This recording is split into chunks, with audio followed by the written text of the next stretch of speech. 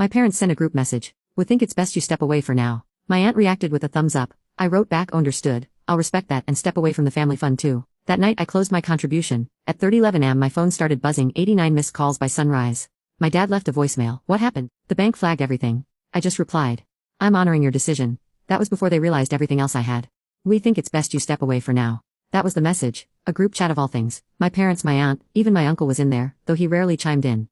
But this time, he didn't need to. The silence was enough. The message hit me at 7:42 p.m. on a Thursday. I was reheating some leftover curry, thinking about finishing that spreadsheet before bed, and then I saw it. We've discussed it, and we think it's best if you step away from the family for now. Megan needs space. We all do. Beneath it, my aunt reacted with a thumbs up. Just like that. No call. No explanation. Just a thumb. I stared at the screen for a full minute before typing. Understood. I'll respect that and step away from the family fund too. I didn't wait for a reply. That night, I logged into the joint account I'd been silently maintaining for 5 years. The one that paid mom's insulin, helped dad refinance the second mortgage, kept Megan's car running when her checks got delayed. I removed my auto contributions, then I closed the account. At exactly 3:11 am my phone started buzzing. It buzzed and buzzed and buzzed. By sunrise, 89 missed calls. The last voicemail was from my dad. His voice was shaky, angry, scared. What happened? The bank flagged everything. Hurry, okay? Why would you? I replied to his message with one sentence. I'm honoring your decision.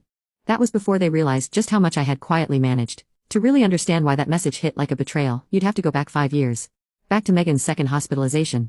And dad called me crying in a Walgreens parking lot. She's not gonna make it, sweetie. He said they won't admit her without insurance. We're tapped out. That night, I emptied my savings and paid for the rehab out of pocket. Megan seemed stable for a while. Everyone called it a miracle. But what they never said out loud, not even once, was that I'd made it possible. No one offered to reimburse me. No one even asked how I was doing.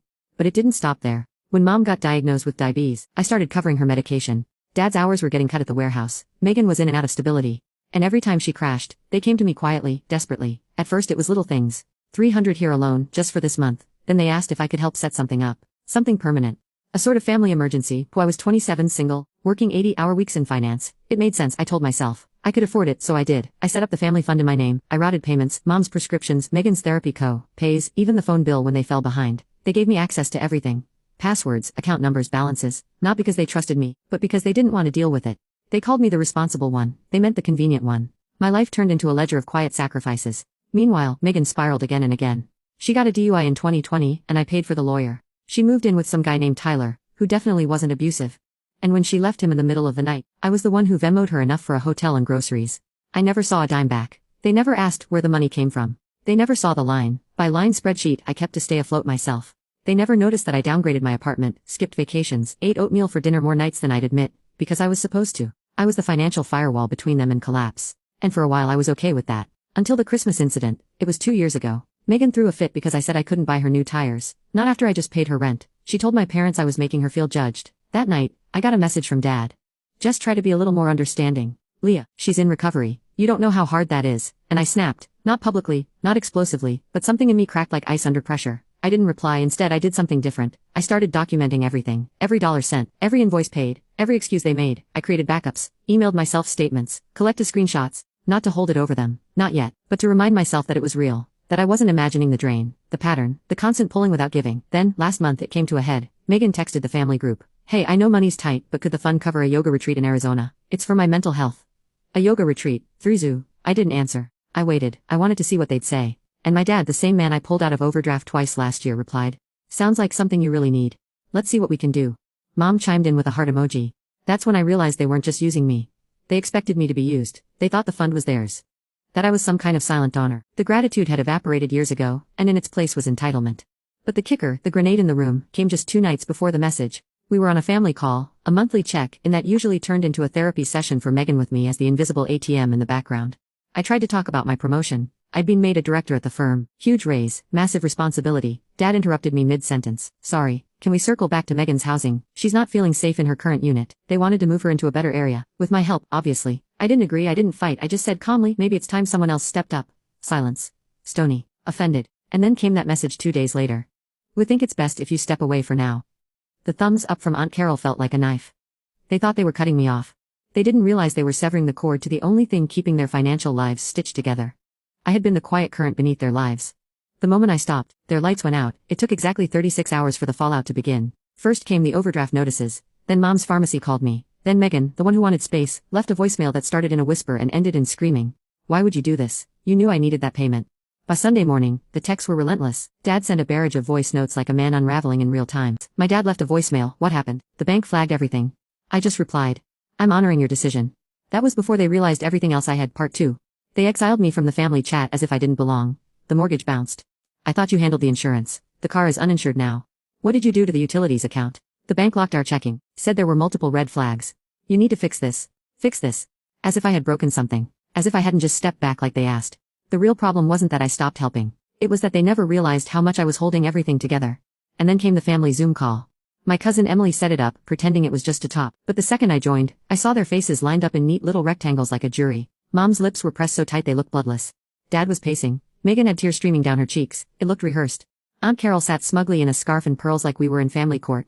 Why did you do this to us? Megan started, voice quivering. You just abandoned us. After everything I've done, I said. You mean after I paid your rent, funded your rehab and got mocked for saying no to your yoga retreat? That's not fair, she began. Fair, I snapped. You want fair, how about this? For 5 years I've covered your financial trail like a forensic janitor. I've cleaned up your messes, paid your overdrafts, bailed you out while you posted inspirational quotes about healing and alignment. And the moment I hesitate, you exile me from the family chat like I was disposable. A mom finally spoke. It wasn't exile. We were giving you space too. No, you weren't, I cut in. You were siding with Megan again, like you always do. You just found a polite way to tell me to disappear. So I did. Dad folded his arms. You didn't have to cancel the fund. I didn't cancel it, I said. I closed it. In my name. Funded with my money. Managed by me. That family fund was never a trust. It was a leash. His face turned red. We trusted you. No, I said. You used me. Then I opened the folder beside me and clicked. Share screen. A spreadsheet appeared. Rows and rows of payments, dates, amounts. Every dollar tracked. Rent, medical, utilities, repairs. Megan's retreat that I almost paid. The overdrafts I fixed. The emergency dental for Aunt Carol. Even the Uber receipts from the time I paid for Mom to get to the hospital at 2 a.m. during a panic attack. Wow, whispered Emily.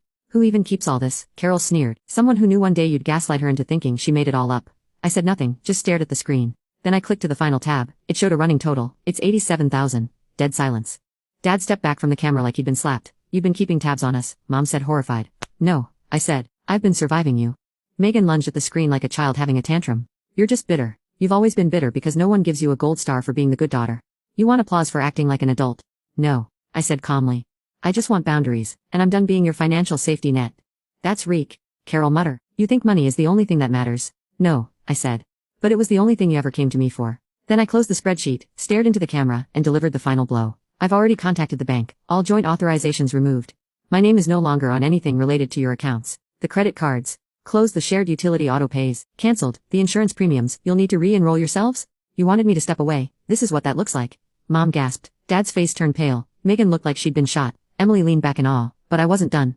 I also spoke to a lawyer, I added. You'll be receiving documents in the next few days. I'm dissolving any legal ties between me and the family trust that was never formalized, just in case someone tries to dip into my credit or open anything in my name again. You're overreacting, Megan shrieked. You're cutting us off. I'm protecting myself, I said. From now on I'm not your plan B, not your fallback, not your free ride.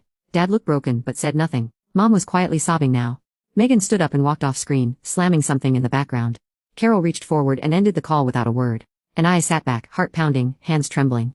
But for the first time in a decade, I wasn't afraid of the fallout, because I had nothing left to lose, except the weight I'd been carrying for too long. The silence after that call was almost eerie.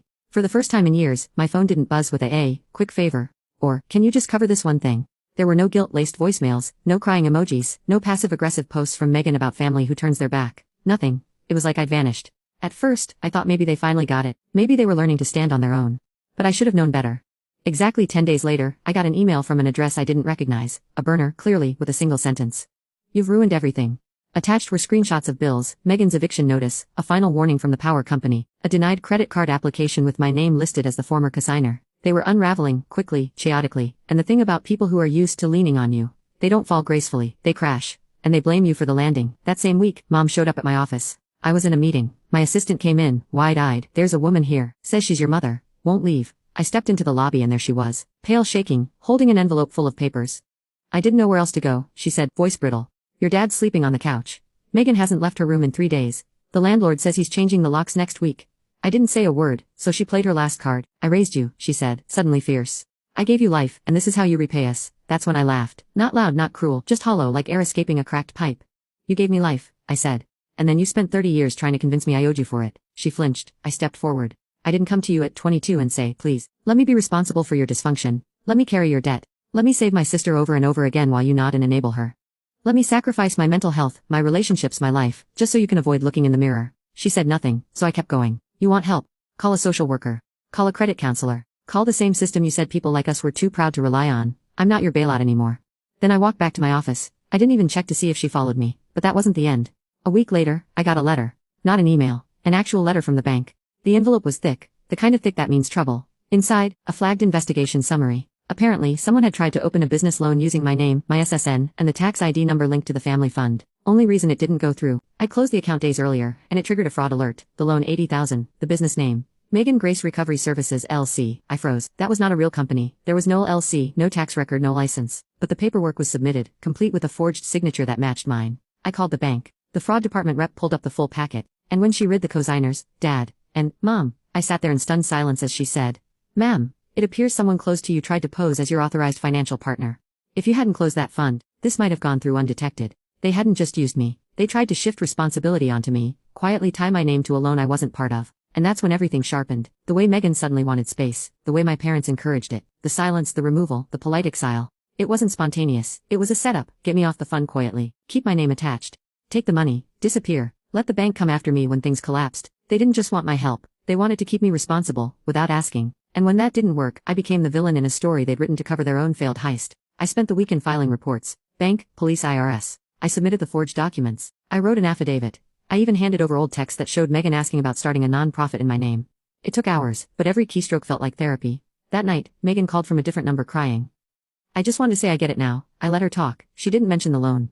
Didn't mention the forgery. Just went on about how sorry she was, how hard things had been, how we're still family. I asked one question. Did you know about the business application? Dead silence. Then the line went dead. I blocked the number. That's when the real shift happened. Not in them, in me. I started sleeping better. I stopped checking my bank app every night, fearing someone was quietly siphoning me again. I went to dinner with friends and didn't flinch when the check came. Then came the call from Uncle Ray, the outcast. The one they called unstable for cutting ties years ago. He found me through LinkedIn. Saw what you did, he said. Heard about the fund, heard about the loan too. I didn't ask how. Ray had always known more than he let on. You're not the first they drained, he added. Just the first who shut the faucet off. And that's when it clicked. This wasn't just about me. This was generational. A long line of people who got groomed into servitude, into silence, into being the savior while everyone else drowned themselves in denial. They thought I was the villain because I stopped playing the hero. Let me tell you something about heroes. Most of them die broke and exhausted while everyone else claps at their funeral. Not me. I moved cities 2 months later. New job, better team, higher salary, no forwarding address. And one day in the quiet of my new apartment, floors still bare, furniture still arriving, I got a message on Facebook from Tyler. Yeah, that Tyler, Megan's abusive ex. Didn't expect this.